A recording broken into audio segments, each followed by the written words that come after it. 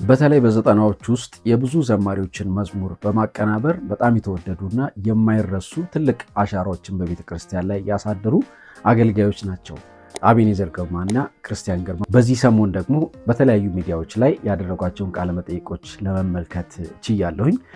ዛሬ በዚህ ቪዲዮ የምንመለከተው እነዚህ በጣም የተወደዱ ወንድሞቻችን በቤተክርስቲያን አገልግሎት በተለይ በዝማሬና በሙዚቃ አገልግሎት ላይ በጣም መልካም የሚባል ተጽዕኖን ያሳደሩ ናቸው። እንደገና እንደ አዲስ ስማቸውን እያነሳን ያደረጓቸውን የሰሯቸውንም ነገሮች እየተመለከትን ስንደነቅ ነበር። ከዚያ ባለፈ ግን እንደ ሙዚቀኛ እንደ ዘማሪ ደግሞ ከነሱ ልንማር የምንችላቸውን በጣም ብዙ ነገሮች ከቃለ መጠይቆቻቸውም ከተለያዩ ካየኋቸው ነገሮች ለማስተዋል ችያለሁኝ እና እንደ ሙዚቀኛና በዝማሬ አገልግሎት ውስጥ እንደሚያገለግል ሰው ደግሞ ከነሱ ብንማራቸው እናተርፍባቸዋለን ብዬ ያሰብኳቸውን 5 በጣም ጠቃሚ የሆኑ ነገሮችን ተመልክቻለሁ። ስለዚህ እስከዚህ ቪዲዮ መጨረሻ ድረስ የምትቆዩ ከሆነ በተለይ ሙዚቀኞች፣ ዘማሪዎች የሆናችሁ ሰዎች ከነዚህ ሀሳቦች በጣም ጠቃሚ ነገር ታገኟቸዋላችሁ። እነዚህ ብንኮርጃቸው ብንወስዳቸው በጣም እናተርፍባቸዋለን ብዬ አስባለሁ። በተለይ 5ኛው በጣም ወሳኝና ልንተገብረው ልንጠቀምበት የሚገባ ነገር ነው። አብራችን ቆዩ።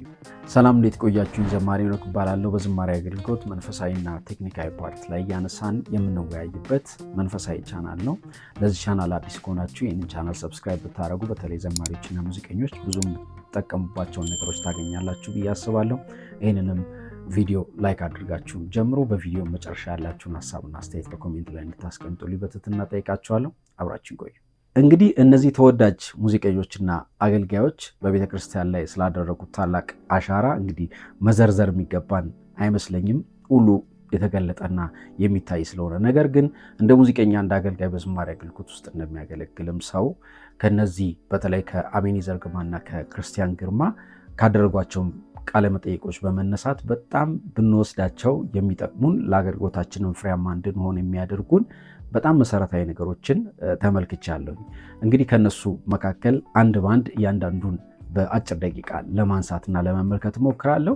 በመጀመሪያነት ያየሁት እኛም ብንወስደው ይጠቅማል ብዬ የማስበው መንፈሳዊነት ነው። እንግዲህ ሙዚቀኛ አንድ በጣም ከሚታማበትና አይደለም ተብሎ በተደጋጋሚ ከሚነሳበት ነገር አንደኛው ሙዚቀኛ መንፈሳዊ አይደለም ነው። መንፈሳዊ ነገር አካባቢም ፍላጎትና መሻት ያለው አይመስልም ተብሎ ብዙ ጊዜ የሚታማበት እንደ ደካማ ጎን የሚታይበት ነው።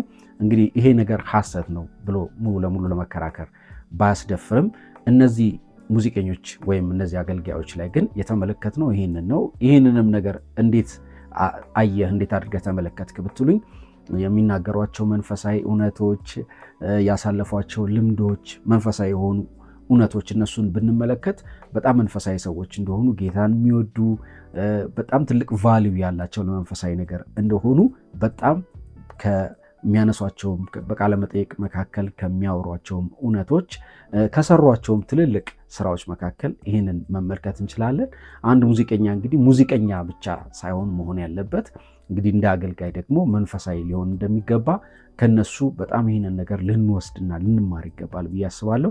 በጣም የሚታይ መንፈሳዊ ፍላጎት፣ የሚታይ መንፈሳዊ ረሃብ፣ የሚታይ መንፈሳዊ የሆነ ፍርሃት፣ እግዚአብሔርን የመፍራት የማክበር ነገር በጣም የእውነት እነሱ ላይ የምንመለከተው ነገር ነውና ይሄ እንደ ሙዚቀኛም እንደ ዘማሪም መንፈሳዊነት እንግዲህ ለዚህ አገልግሎት እንደ ፒላር እንደ ምሰሶ ስለሆነ ልንወስደውና ልንኮርጀው የሚገባ ነገር ነው ብዬ አምናለሁ። ሁለተኛው በእነዚህ አገልጋይ ሙዚቀኞች ላይ ያየሁት ነገር ምንድነው? ትህትና ነው። በሚናገሯቸው በሚመልሷቸው በእያንዳንዱ ነገር ውስጥ የሚታይ ትህትና በፊታቸው ላይ ይታያል። የሰሩት ነገር በጣም ትልቅ ነው። ያላቸውም ተጽዕኖ በጣም ፓወርፉል ነው እና ኢጎ የያዛቸው በጣም በዛ ነገር ፕራውድ እያደረጉ ራሳቸውን እንደገና በጣም ፕሮሞት ለማድረግ የሚፈልጉ አይነት ሰዎች እንዳልሆኑ በጣም በግልጽ ያሳያሉ። ያደረጓቸው ነገሮች በሙሉ እግዚአብሔር በእነሱ ሆኖ የሰራቸው ነገሮች እንደሆኑ በጣም በትህትና ሲናገሩ ተመልክተናል። የሚመልሷቸው በተለይ ከትዕግስት እጅጉ ጋር በነበራቸው ቃለ መጠይቅ ላይ እንድትመለከቱት እጋብዛችኋለሁ። በጣም የሚታይ በቃ የሚዳሰስ የሚጨበጥ ትህትና በእነሱ ላይ ትመለከታላችሁና ይሄ በጣም እንደ አገልጋይ በተለይ ስቴጅ ላይ ቆሞ እንደሚያገለግል በብዙ ሰዎች እይታ ላይ እንዳለ ሰው እንዲሁም ደግሞ ስራው ለብዙ ዓመታት በሰዎች ፊት የተገለጠ እንደሆነለት ሰው በጣም በጣም አስፈላጊና ወሳኝ ነገር ነው። እንደ ክርስቲያን ደግሞ ትህትና መገለጫችን ሊሆን የሚገባ ነገር እንደሆነ ግልጽ ነውና ከነዚህ ሁለት ወንድሞች በጣም የሚያስቀና በጣም የሚታይ ትህትናን ተመልክቻለሁና ይሄንን እንደ ሙዚቀኛ እንደ አገልጋይ በዝማሬ አገልግሎት ውስጥ እንደሚያገለግል ሰው በመናደርጋቸው ነገሮች ውስጥ ትልቅ ትህትና ሊኖረን እንደሚገባ በትህትናም ልናገለግል እንደሚገባ የምናደርገው ነገር በሙሉ እግዚአብሔር በእኛ ሆኖ የሰራው እንደሆነ ይሄንን በመቁጠር በትህትና በእግዚአብሔር ፊትም በሕዝቡ ፊትም ልናገለግልና ልንኖር እንደሚገባ ትልቅ ምሳሌ የሚሰጥ ነገር ነው። ስላሳያችሁንም ትህትና እግዚአብሔር ይባርካችሁ ማለት እፈልጋለሁ። ሶስተኛው ደግሞ ስነ ስርዓት ነው። በጣም በተለይ በሚናገሯቸው በሚያደርጓቸው ነገሮች ውስጥ በጣም ትልቅ ስነ ስርዓት ያለው ነገር እንመለከትባቸዋለን። በጣም ይሄ የሚያስደንቅ ነገር ነው። ስነ ስርዓት ያላቸው ናቸው። ስታዩቸው በቃ እያንዳንዱ ከአለባበሳቸው ጀምሮ ጥያቄ የሚመልሱበት መንገድ የሆነ ላይፋቸው እንደሆነ እንጂ ጀስት ለሚዲያ ተቀምጠው እያደረጉት ያለ ስነ ስርዓት እንዳልሆነ በደንብ የሚታይ ነገር ነውና በጣም ስነ ስርዓት አላቸው። በጣም አክባሪ ናቸው። ሰዎች ለነሱ የሚገልጹትን ፍቅር የሚመልሱበት መንገድ፣ ሲጠየቁ በትህትና የሚናገሩበት መንገድ ሁሉ በጣም ስነ ስርዓት ያለውና በጣም ስነ ስርዓቱን የጠበቀ ሆኖ አይቻለሁ። በጣም የሚያስደንቅ ነገር ነው።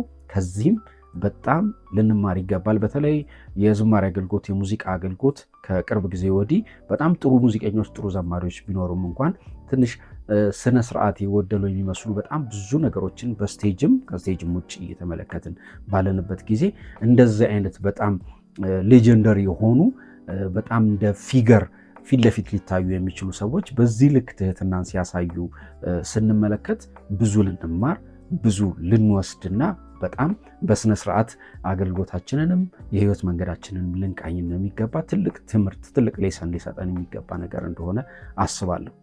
አራተኛው በእነሱ ላይ የምንመለከተው የሙዚቃ እውቀት ነው። መቼም ለዚህ የሰሯቸው ሙዚቃዎች ምስክር ናቸው ብዬ አስባለሁ። የሰሯቸውን ሙዚቃዎች በደንብ መለስ ብለን እያንዳንዱን ብንመለከት የሚጠቀሟቸው ቮይሶች፣ የሚጠቀሟቸው ሪትሞች፣ ለሙዚቃው የሚያስቡት ነገር ለዛ መዝሙር ምን አይነት ሙዚቃ ይገባዋል ብለው የሚያስቡበት መንገድ በጣም የሚያስደንቅና በጣም ክሬቲቪቲ የተሞላ በጣም ድንቅ የፈጠራ አይነት ነገርን በሙዚቃ ውስጥ እየተመለከትን ያለን መዝሙሮቹን ከሙዚቃው አለያይተን ማየት በማንችልበት መልኩ ትልቅ መጣበቅና ውህደትን በመዝሙሩና በሙዚቃው መካከል እየተመለከትን ያለን በጣም የሚገርሙ ሙዚቀኞች ናቸው።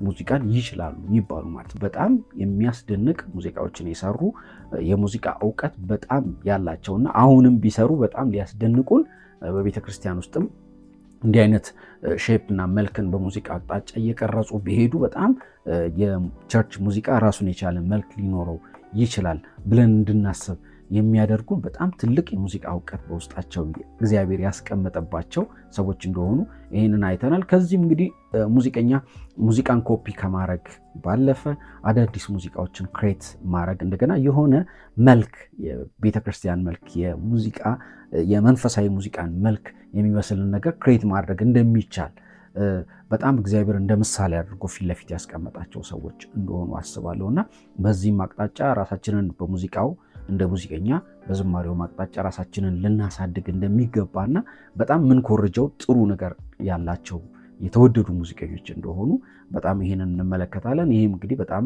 እንደ ሙዚቀኛም እንደ ዘማሪም ልንወስደው የሚገባ ነገር ነው ብዬ አስባለሁ። የመጨረሻውና በጣም ወሳኝ ነገር ነው ብዬ ያልኳችሁ አገልጋይነት ነው።